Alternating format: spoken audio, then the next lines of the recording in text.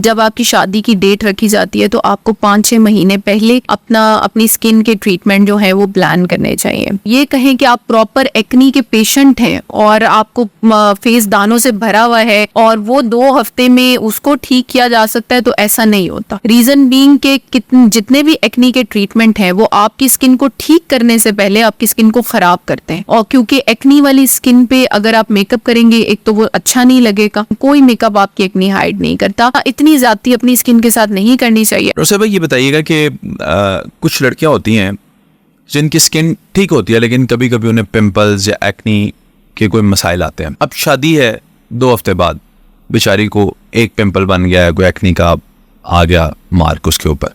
अब उसने उसके ऊपर ट्रीटमेंट करने के चक्कर में वो कहते हैं जी 1 से 2 बन गए जी, वो मेरी स्किन ही खराब होगी।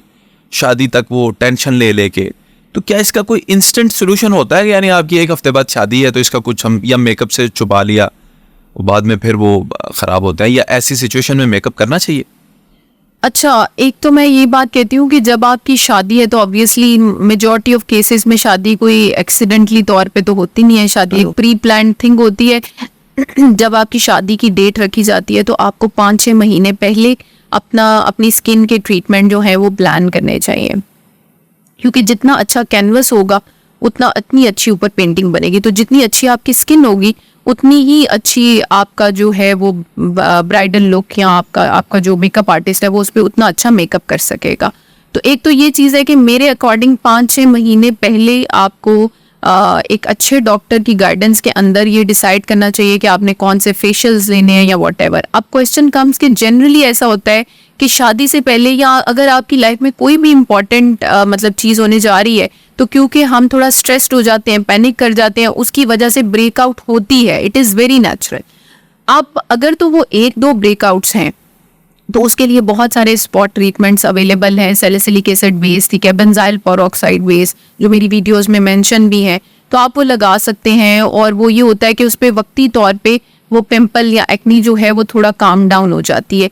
हाँ, लेकिन अगर आप ये कहें कि आप प्रॉपर एक्नी के पेशेंट हैं और आपको फेस दानों से भरा हुआ है और वो 2 हफ्ते में उसको ठीक किया जा सकता है, तो ऐसा नहीं होता।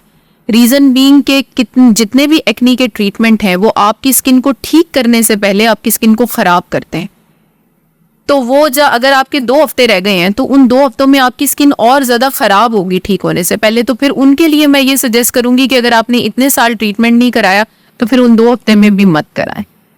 बाकी अगर आपको एक्नी है तो आपको अपनी शादी से 5-6 महीने पहले कम से कम उसका ट्रीटमेंट शुरू कर देना चाहिए। और क्योंकि एक्नी वाली स्किन पे अगर आप मेकअप करेंगे, एक तो वो अच्छा नहीं लगेगा, ठीक है, ये मेरा पर्सनल एक्सपीरियंस भी है। मैं 15 साल एक्नी की पेशेंट रही हूँ और मैंने दुनिया का महंगे से महंगा ब्रांड ट्राई करके देखा है, महंगे से महंगा प्राइमर, फाउंडेशन ट्राई करके देखा है।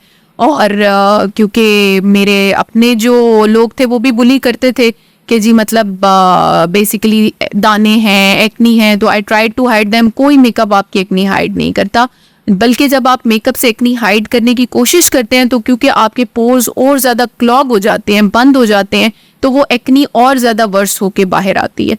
तो ऐसा इतनी ज़्यादती अपनी स्किन के साथ नहीं करनी चाहिए। अगर आपको एक्नी है तो टाइमली उसका ट्रीटमेंट स्टार्ट करें। एक्नी एक बीमारी है जो आपको फिजिकली, साइकोलॉजिकली, इमोशनली हिट करती है। उसको एज अ बीमारी ट्रीट करें। वो मेडिसिन से ही ट्रीट होती है, वो लहसुन, अदरक, करेले, जामुन से ट्रीट नहीं होती।